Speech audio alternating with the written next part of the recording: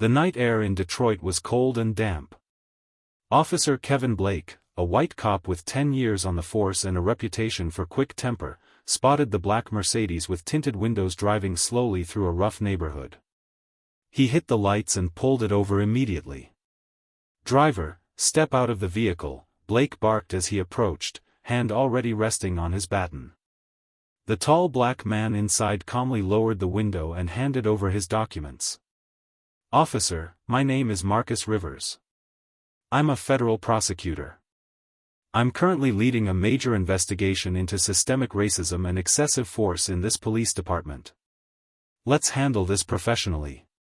Blake didn't even glance at the ID.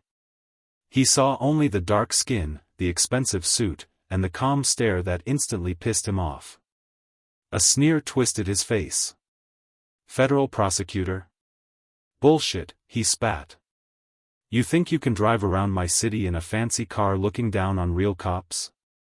Get the fuck out of the car. Now." Before Rivers could respond, Blake yanked the door open, grabbed him by the collar of his suit, and dragged him out onto the street. Rivers stumbled but kept his balance. "You typical arrogant nigger," Blake growled with pure contempt. "All of you are the same. Walking around like you own everything while we clean up your mess." Then he did it. With deliberate disgust, Blake turned his head and spat directly at Marcus Rivers. The thick glob of spit landed on the prosecutor's cheek and slowly dripped down. Rivers froze, eyes narrowing dangerously. "That was a serious mistake, officer." Blake laughed coldly and pulled out his baton. "Mistake? I'll show you a mistake." The first strike slammed into Rivers' shoulder with a sickening thud. The second cracked against his ribs. The third hit his thigh as he tried to raise his arms. Blake swung again and again, the baton whistling through the air. "You think you're special?" he screamed, face red with rage. "You people come here crying about racism while you break every law.